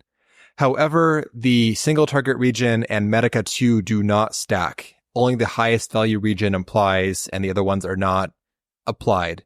So if you cast regen on someone, there's no point to casting Medica 2 on them as well. But Cure 3 is back and is good. This is a very effective targeted heal that hits everyone in a small radius for some health, like it does in the MMO. However, with the way that damage is dealt in these scenarios and how small the battle maps are, this was actually used quite a bit in these sessions. Because in general, the tank takes a lot of damage and the other characters take some damage every round. So casting that Cure 3 really helps to top off those people who are kind of clustered together to begin with and are kind of chipped away off in general. And like mentioned beforehand, Cure 1 here is a secondary action. So you're not sacrificing Cure 2 or whatever to cast Cure 1. It is supplemental. So very good, I think, in making Cure 1 useful. Yeah. That should be something that they do in the MMO where they make it's a belabored, it's a done to death conversation. Like, fuck it, whatever. But yeah, agree. But free Cure is here with a 15% proc rate. So you can fish for them Cure 2s. Great. Get after it. Yep. Beyond that, for damage, you got the usual suspects. Stone is a pretty weak direct damage spell, primary action, kind of last resort. Not really good. Just like in real life. Yep. It's fine. But arrow is very good. Dots are a huge portion of the damage that I saw done in these scenarios. Yeah. So between Thunder from the Black Mage, Arrow from the White Mage, and then on the high-level Dragoons, they get a bleed too. Enemies were taking tons of damage per round from dots alone. See, like, play this before you play the MMO. These are excellent fundamentals. Kind of, yeah. So good, yeah. And Holy works just like it would in the MMO. The only problem being, though, that stuns are weaker here, like I noted under Warrior, so you cannot shut down enemies for 3 rounds in a row. They just get a debuff, right? Yeah, and it cannot be applied again. You cannot spam Holy to mitigate whole packs of enemies like you can in Trash Pulls. Oh, well. Oh, well. And finally, White Mage gets Repose, like casters do. Sleep is nerfed in the tabletop game, and rightfully so. This would be super powerful if this were the full effect in the MMO. So what Sleep does do in this game is apply a -2 debuff to all rolls to slept targets until they are damaged. And if you get a direct hit with Sleep, this takes away all markers from enemies. So if someone is casting a big marker, you can sleep them and make that marker go away. It works just like in deep dungeons where you can sleep trash enemies to break their attacks. Nice. The White Mage LB is pretty much the healer LB3, full cure, res, the works. That deal. And then there is Dragoon. These play like Dragoons do. You want to get Power Surge up ASAP because you want to make your attacks more powerful, obviously, get that damage buff. And then also at level 50, the Power Surge combo action also grants the bleed debuff to enemies too. Other notes here, Doom Spike is very powerful. It does about half the damage as a single target combo does. So if you have 2 or more enemies, it is DPS advantageous to spam Doom Spike. And as far as secondaries go, they get all their buff abilities. So Life Surge, Lance Charge, etc. And once per phase, Dragoons can stun with Leg Sweep. They also, of course, get tons of movement abilities. But in these scenarios, they felt less important because of how small these battle maps are. So you can pretty much go where you want to in these combats with your 5 square movement. The jump movement did not seem to matter much. But between Dragonfire Dive and Spine Shatter Dive and Elusive Jump, you get 3 movement abilities. And Elusive Jump lets you jump anywhere, not just behind you. But it does keep that Dragoon flavor. When you Elusive Jump, you roll a d20, and if you roll a 1, the GM gets to place you anywhere within range. That's great. The Dragoon Limit Break also grants you movement. This is the Dragon Song Dive. This does tons of damage, 10d6 to one target, and then you move next to them. There's a further perk here, which is that you can do the LB at literally any time, which means that if you are targeted by an enemy, you can LB to move out of range of that attack before it resolves. It's badass. It's badass indeed. So that is all the individual job mechanics. A couple final notes here for the jobs in general. I do have a quibble with the ability naming convention, mainly that they have sacrificed readability for accuracy as per the MMO. What I mean is that like the warrior ability is called Warrior Combo, parentheses, Heavy Swing plus Maim. That is one ability. Okay. The AoE is called Overpower plus Mithril Tempest. So they are jamming multiple ability names into one tabletop ability for slight accuracy. No, it's a mess. It's Spirit Island spirit names. They're a million miles long. So I think that they're trying to tell like the warrior diehards that I promise you, you're doing all these things in this action. You know these words. Yes. But goddamn, just call it Overpower. We can make some compromises for readability. It's okay. I mean, we can't all be black mages. Yes. Fire. But that's it, though. Just a small quibble. It could be more clean. So before we get now into the scenarios, Jen, what do you think about this game? You've given us a preview. I had a lot of fun. I really did. I would have liked to play some more scenarios. It just Well, Jen was very noble. She stepped back for 2 of them to let other people jump in and get a taste as well from our 3 sessions. I mean, I feel bad enough taking up a slot when we do group runs. Oh my God. How dare the co-host take up a slot in the group runs? There's only 4 slots. It means like 2 people get to play. You're dead weight, feels Jen. bad, yeah. But I would have loved to continue playing, and also playing with y'all was super fun. And this scratches an itch that I have playing all of the other RPGs that I'm playing right now. Where, you know, that hunger, that thirst, I just want to hit things and do damage and feel good about it. Like, this just feels really satisfying. I walked away feeling like, man, I really I handled some shit. And I felt like I was able to, with the help of everybody and Levi in telling me what I could and couldn't do, really trying to stretch my abilities to the limit in creating like my opener shot, you know, my opener combo. Which is I use all of the MP. My next turn is going to suck, but this turn is going to be rad. And that just, I don't know. It felt great. Cool. Yeah, I think that the combat in this game is very good. I think it's, like I said, a fantastic way to adapt the MMO feeling to a tabletop game. Very faithful to it. However, I think it's also to its detriment too, in that this is literally a Final Fantasy XIV MMO adaptation with all 14 strengths and weaknesses. The weakness being that if you're not fighting shit in that game, you're not really playing so much as just kind of participating in it, you know? Right. You're more like witnessing what's going on, and then the action, the mechanical depth begins again on the next fight. So as a disclaimer from me, in my personal take, is that I don't really like D&D and D20 type systems. I have a different preferred style of game myself. And something that is this combat focused is just not going to be up my alley directly, just because I like to have more weight in the other systems, not just have combat be where the mechanics lie. But that said, like I said beforehand, I like these combats in this game a lot more than D&D style combats. I think that the instant abilities are fantastic, is a great way to add more participation and more granularity to all of the combat, not just during your turn. And also, I do like how much mechanical weight is in the base effect. It makes it more tactical, less swingy. So also a great development here compared to games where if you miss, nothing happens. The harder combats did feel deadly. The numbers were tuned such that characters' health bars were going up and down constantly. It's not an attrition-based system, which is good. I like decisive resolution, not wearing things down by a few hit points at a time, so to speak. Mm-hmm. And in only one combat, I felt like things dragged on too much from my perspective. I don't know about the players, but I felt like one went on for a turn or two too long, where there's one enemy left. They just would not die fast enough to really, I guess, close the deal, Like it was over, but not over in terms of hit point values. Right. However, though, unless there's something, I guess, shocking in the full game compared to here, it seems like the non-combat encounters don't have much meat to them. They're not much more than D20 plus number.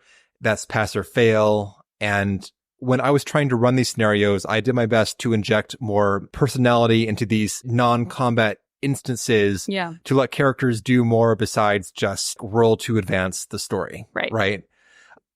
And people had their own described aptitudes for their characters, things that they said they're good at.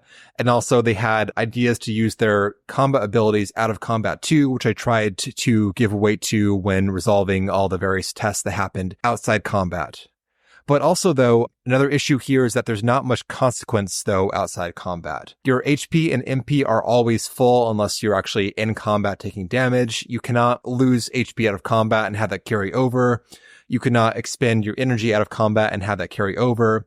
So there's no real resource system to tax if people do things that would injure them or wear them down between encounters. Right. Yeah. Like if when you go chase after that mysterious man in the desert, you typically in other games that I've played, you would roll a die to see if you're able to chase that person effectively. Or maybe you trip and you fall in a ditch and you sprain your ankle. And now every movement or whatever is now going to have a debuff applied to it. Or now every movement roll has a disadvantage, something like that. There's no room for that in this. Yeah. And it makes it feel definitely more like board gamey than role play-y. Yep.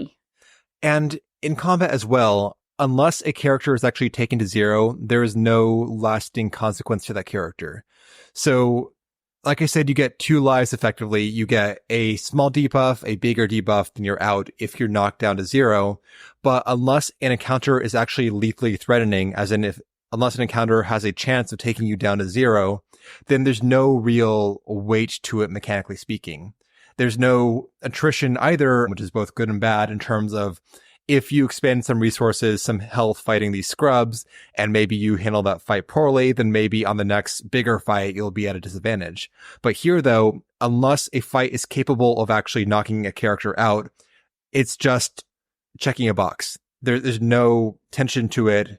There's no chance of failure, really. It's just going to be rolling the dice until they run out of hit points, until you can move on.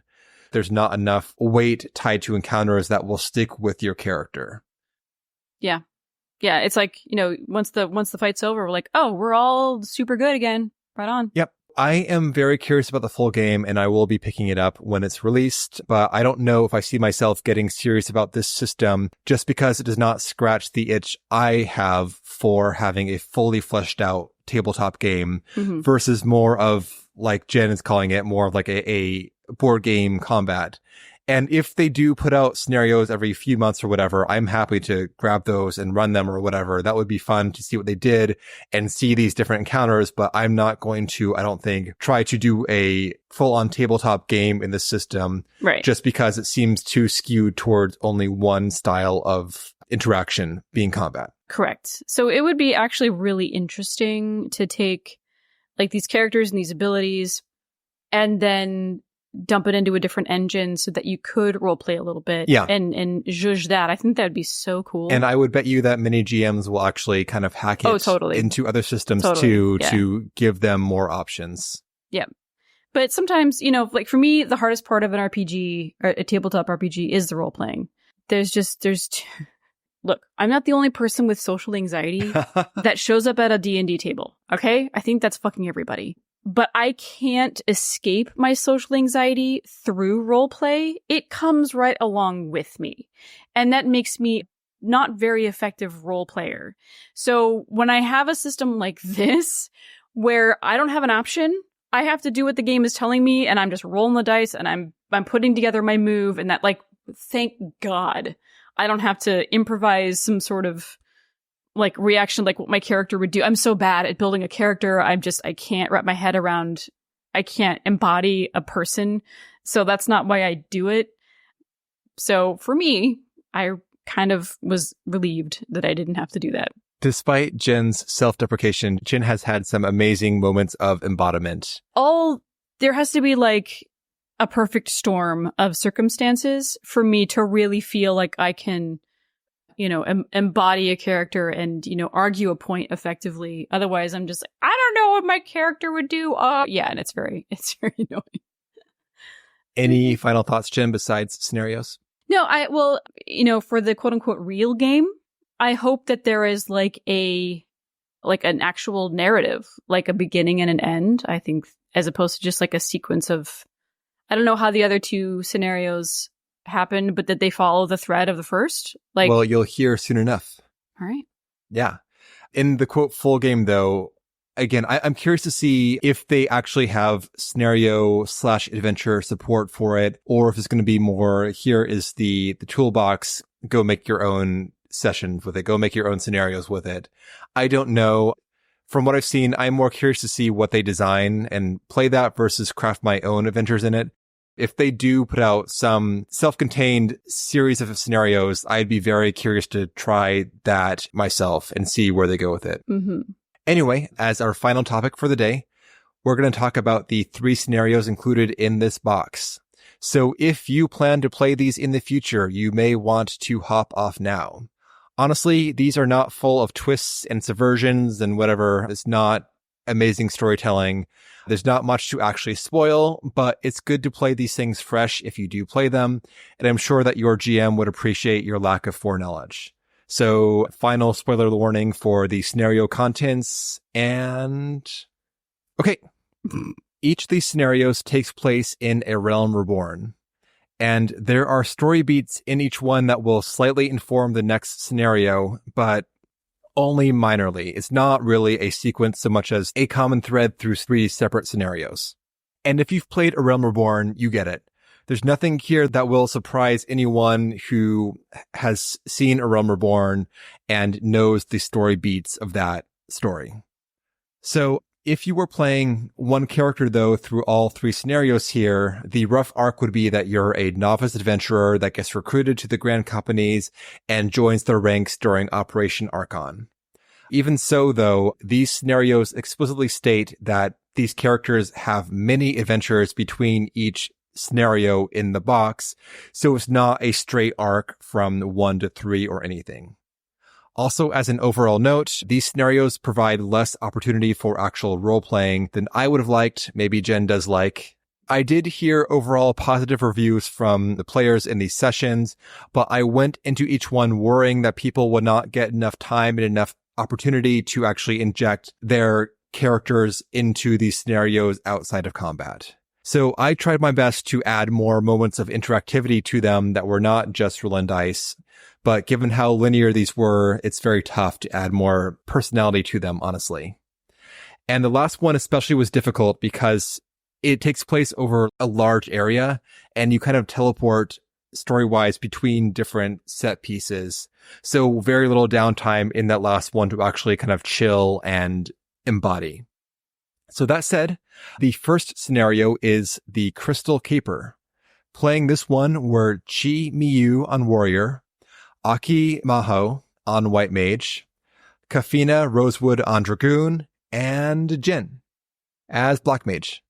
Woohoo! Everyone played a non-Warrior of Light version of their main character, except for Aki, who came as a separate character, an Elizan named Adair. The stereo begins with the characters in the quicksand in Ul'dah, chilling between adventures.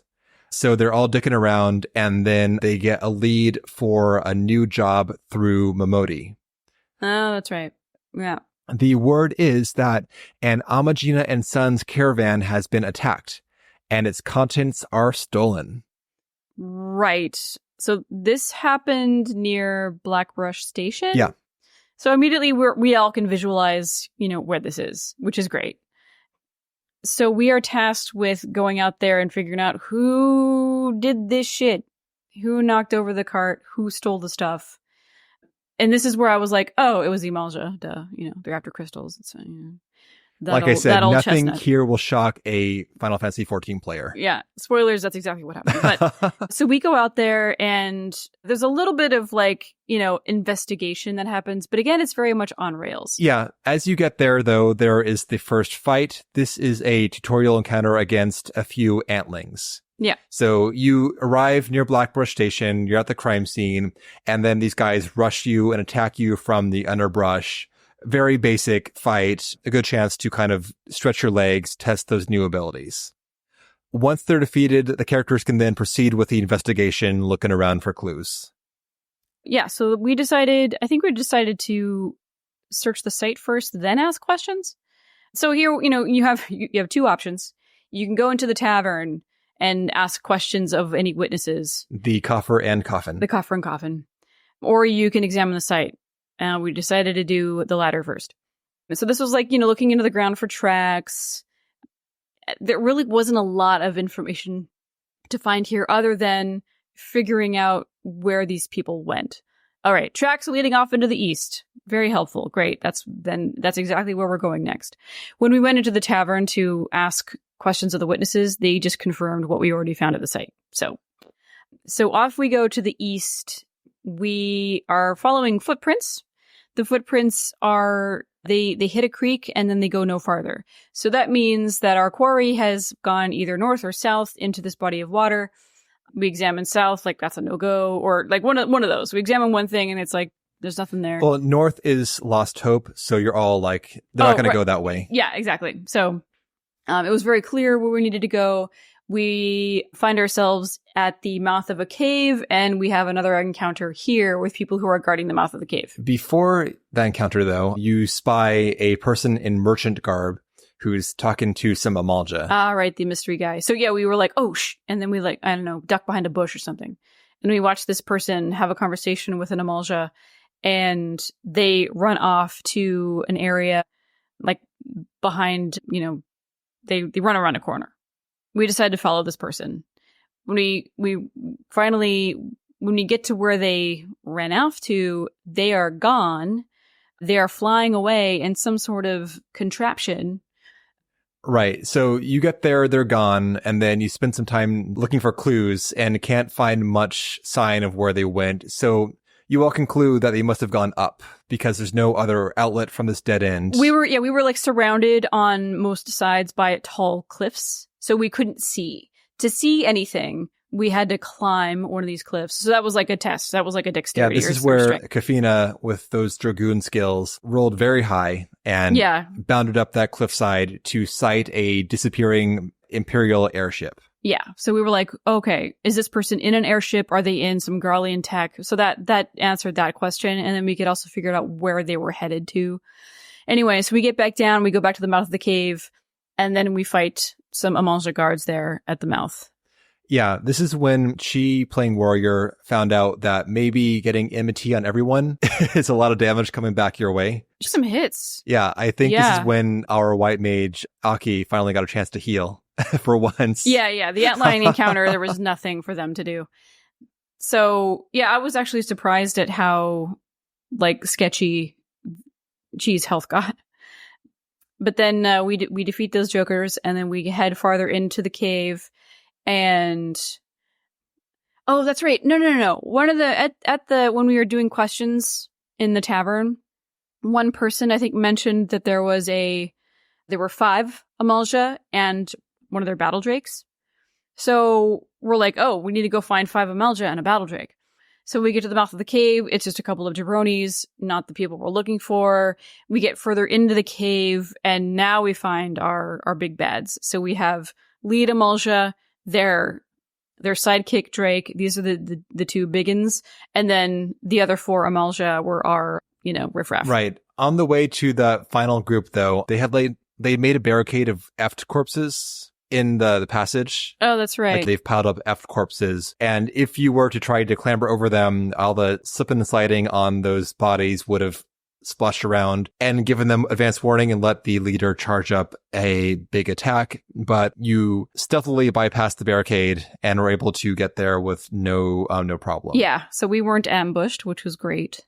So this triggers the first real cutscene where the Amalja leader curses you for meddling and calls in a band of warriors, and they all run to encircle you while you're watching this happen. And this begins the boss fight. And Jin promptly LBs all the small guys and wipes them out in one big spell. We did have discussions about how to approach this. And we were also told by Levi, hey, you guys have 3 LBs now. And we're like, oh shit. So that was great. I rolled really well, and it got rid of the ads right away. And then, yeah, so the two big bads, they were kind of tanky. The Drake was throwing out some AoEs, so people were having to legit move out of the way. I had to move on a turn, which sucked. Just the once though, but. Yeah, we did it. So after defeating the Amalja leader and their Drake, there's another cutscene where this Imperial behind the Crystal Caper is disparaging all the characters from way out of earshot for meddling in their plans. This guy, who you never actually see in character in the scenario, at least not up close, is an Imperial named Galba Lux Pulcher. He is the main quote nemesis of these 3 scenarios. He rides in a flying Magitech chair just like another certain Imperial villain. And after he's done insulting the party from out of earshot, the party returns the crystals to their rightful owner. And if it were not for their intervention, then the Ifrit trial that the Warrior of Light soon undertakes would have been Ifrit Extreme rather than Ifrit Normal. Right. So we were just we were Squad C Scions dealing with this stuff, so the Squad A Scions could deal with Ifrit. And that is the scenario. That's pretty good. Nice. Jin's review, pretty good. Pretty good. Yeah. Yeah. Scenario 2 is Imperial Machinations. I was worried this one would be a little too straightforward, but all the players took their time going through the middle section, smelling the roses, so it worked out pretty well. Though honestly, you could speedrun this one pretty quickly if you were to ignore all of the side content in it. So in this group were Raven Ghostpaw on Warrior, Golden Abbey on White Mage, Claire Oaks on Dragoon, and Boro Goro on Black Mage. So this one takes place in Northern Thanalan. The story here is that something is driving the local inhabitants of Northern Thanalan wild, and they are attacking Eorzean encampments in a frenzy. The characters are recruited by the Immortal Flames to assist, and they arrive in Camp Blue Fog in the midst of an attack. So this opens up right away with an encounter against 3 basilisks that have broken through the front lines. The party has to defeat them to prevent them from rampaging through the camp. Then once that's done, the characters get a lot of breathing room to do whatever they want to before the next kind of mandatory encounter. So if they wanted to, they could beeline it right up to the ceruleum processing plant and then head for the finale from there. But this group, like I mentioned, spent a lot of time exploring the area and engaging with the local environment. So having fended off the basilisks, the party's now in the good graces of the local flames, and they learn that the camp has been hammered nonstop for the past few days by attacks. These creatures normally keep to themselves, but they have been attacking the camp relentlessly, harming its inhabitants and wrecking structures, ruining supplies. These attacks are coming from the north, from deeper in Northern Thanalan. And if they want to, the characters can go right to the processing plant for more information, but instead the party chooses to hang out and help out. So they ask for intel, they assist with repairs, and they kind of overall mingle with the Camp Blue Fog. So here we find out about Raven's culinary predilection as they went to town on that basilisk meat, and they were handing out mystery meat constantly to the other characters. Just like, hey, you want some meat? And then like to borrow, and they'd be like, no, thank you. Pretty much, yes. But to everyone. Claire made good use of those Dragoon jumping skills to scout out the area from up high. Also, this group had a lot of solid chemistry between Golden and Boro, especially here, especially during combat, with Boro being the consummate black mage, refusing to move, and Golden having to deal with his BS. The characters then move on to the processing plant, mingling further, and they get into a drinking contest with the miners, inspecting the encampment, and they talk to the local commander. This comes to my main quibble with the scenario, which is that the biggest clue about what's going on is only revealed by the miners here, even though you think that everyone in the zone would know something weird's going on based on this sound that's described. So what's happening here is that there is a cacophonous screeching sound from the north that is accompanied by like a cannon sound. And this lines up with the timing of the attacks, but nobody seems to be able to figure out that maybe the sound is what's causing the attacks, except for these miners that they befriend through a drinking contest. So this is kind of like an NPC being dumb thing to create more player drama.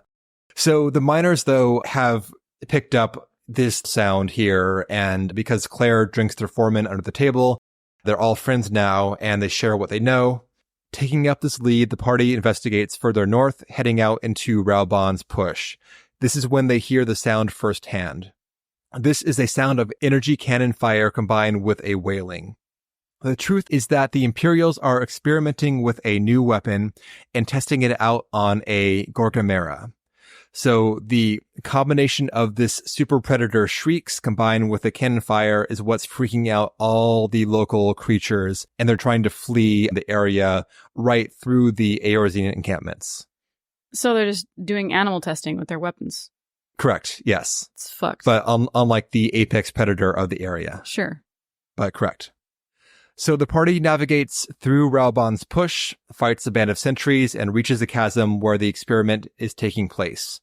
And they arrive just in time to see the Gorgamera being slain by this blast from this laser, which is mounted upon a Magitech claw. They also spot the lead engineer, Galba Lux Pulcher again, who is overseeing these experiments. After they see this kill shot, Galba sees them, says, "Everyone go attack these guys," and this begins the final encounter. The first phase has a bunch of ads like small Imperials, and Magitech bits will line up on the side of the arena and blast linear beams through it to keep people on their toes. Cool. After the claw is defeated in phase 1, phase 2 begins, and it begins to overload. So all the surviving Imperials book it out of there, and the claw goes berserk. It throws out tons of attacks, tons of markers, but the characters prevail, destroying the claw once and for all. With the battle won and the disturbance resolved, they return back to the Flames and are invited to join the ranks of the Immortal Flames thanks to their success. Hey, look at that. Look at that. Actual jobs. Actual jobs. Now you get dental, hopefully, maybe a pension. So that is the second scenario. Okay. The final scenario is the Heroes of Operation Archon. Everyone in this group came as an alter ego, which is contrary to the trend of the first two groups. Nobody came as themselves. So we had Lorelei Rava on Warrior, who was playing as a Viera named Mule. Kieran was here on White Mage, playing as a little Viera named Sparrow. Cute. Catherine Wolfshead was here on Dragoon, playing as his main character's half-brother, Kaysen. And Rena Cheloway on Black Mage, playing as a brand new Femhroth named Lahun, getting on the ground floor for that new character build option. Sure, yeah. Feeling that out. So like I mentioned beforehand, this was the worst scenario IMO for role-playing since it bounces around a lot geographically. It's mainly like a little preamble before some action. Yeah. Where is this set? It'll be in the Black Shroud mainly. Ah. So I hope the players here do not mind too much. But yeah, I felt a bit bad that they had so few chances to actually chill between the action here. Yeah. But the fights, though, are solid. This is the level 50 scenario, so all of the abilities are unlocked here. This one takes place, unsurprisingly, during Operation Archon. The characters get word that the attack on Castrum Oriens is going poorly. This is the Black Shroud Castrum. And unless Oriens can be isolated, they will be able to reinforce Castrum Meridianum, and Operation Archon as a whole will be imperiled. So the characters are assigned to the Adder's base in the Shroud, but they arrive in the midst of a retreat. A red-colored Magitech Scorpion mounted with an experimental laser has driven off the Twin Adder's offensive, and to make matters worse, an overgrown Ochu is harrying their flanks. You said overgrown Uchu. Whatever. Overgrown. Thanks, Jin. Yeah. Banunus and Ooples. So the characters intervene to fight off the Ochu, Lazy Lawrence. But not too lazy today. Lazy Lawrence is the Ochu's name? Yes. That's funny. If they investigate, they can find that Lawrence has been shot with some Imperial drug that seems to be responsible for its aggression. So having preserved the retreat, everyone reconvenes now at the Adder's forward camp to learn more about the Scorpion, but they're soon interrupted by a Sylph and a Tizzy who's shouting that Little Salas is under attack. Oh, God. The characters were a little too keen to analyze the Sylph's defenses with their new Lazy for Lawrence title ability, and they further agitate the Sylph with their discussions as to how weak it is and how hard it is to hit. Why would they want to hit the Sylph? Because they got their brand new title and they wanted to use it on something. Amazing. So anyway, despite that botched attempt to reassure the Sylph, they're able to, of course, discern that there is a problem of some sort in Little Salas. So they head that way and they find Imperial soldiers wreaking havoc upon the settlement. So they fight off the soldiers and they get to work to restore order. This is the biggest chance they have here to actually interact in general. Poor Sparrow, played by Kieran, was tried to heal all the Sylphs that were hurt by the attack, doing his very best to chase them all down with his white magic. Meanwhile, Kaysen and Mule tried to restore the structures to some, structural integrity, trying to reinforce and to patch them up. That's so nice. Black Mage Lahoon did the Black Mage thing and what? Nothing. And burned the Imperial bodies, destroying the remnants and nourishing the soil. Dust to dust, whatever. But soon, though, a Sylph arrives, and they cry that the Elder Frixio has been kidnapped. So everyone rushes to the Elder's aid, and they find that Frixio has been captured and tied to the tail of the Magitech Scorpion itself. What the? Whoa, that's fucked. That's fucked. A lot of fucked shit is happening. So this begins a mini-game / puzzle where the characters have to try to rescue the Elder from the Scorpion without tipping off the Imperials to their presence. To do this, they are granted the See-Through spell by the Sylphs. This is too soon, man. This was fun for me because this re-traumatized all of the Sylph Tribe Quest veterans. Yeah, with dude. This BS. Oh my god, the camaraderie. Yes, exactly. Oh yeah, the shade. So everyone gets a fragrant blossom, so one round of stealth to use, and they have to try to get Frixio back to safety before their stealth wears off. If they do, then of course the Imperials see them. That's a neat scenario outside of just fight dudes. And of course, if you grab Frixio, you become encumbered. Amazing. And have to carry Frixio back. Yeah. So pretty much it's trying to optimize your positioning and trying to optimize your available actions within the stealth window to kind of chain carry the Elder back. What we had happen though was the Black Mage Lahoon getting in position and then using their relocate ability, whatever it's called. Ethereal manipulation. Yeah, that one, to zoop back before they were spotted. Nice. Meanwhile, though, the other characters rushed in to ambush the Imperials. And this begins the final boss fight. So they're up against now Galba Lux Pulchers here himself in his flying chair, his Magitech conveyor, the Scorpions here, plus some Imperial minions. And they get to work on them. So the Scorpion has a charge up mechanic where it will charge up a Magitech field, which gives it a shield, and then it disperses it to do raid-wide damage. Galba is going to be directing the Scorpion, so once he's down, Scorpion can no longer use his abilities. And then the Imperials are just ads. So you want to take them down, obviously, so they don't beat you up. So this fight has a bunch of AoEs in it. The Scorpion does laser beams and like homing lasers and shit. And then Golba drops stack markers. Lots of mechanics going on here. Eventually, though, they're knocked down and we're on to phase 2. Phase 2 is effectively a DPS check. Because now that Golba's chair has been fucked up, he's like, fuck you guys, fuck everyone. You're not going to take our experimental weapon into your hands. So he initiates the self-destruct sequence for the Scorpion. So unless the characters can destroy it before it goes off, it will essentially nuke a big portion of the shroud. Wow. With its overloading core. So what happened here, though, was the characters had saved the Dragoon limit break from the first phase. Oh, brilliant. Which surprised me. So they hit that Scorpion hella hard for 10d6 damage. Plus, normal DPS checks, and we're able to one round the Scorpion down from full to nothing. Oh, damn. There are 2 phases of success. If they can do, I think 100 damage to the Scorpion roughly, it will disperse some ether from its core, and it will explode in the local area, but not wipe out half the shroud, and only hit the characters. If they destroy it, it disperses in a more minimal fashion, exploding only in this exact area. No, that's the good one. Do that one. But with overall DPS plus the Dragoon LB, they annihilated this thing, destroyed the core, it explodes, kills Galba, and scenario over.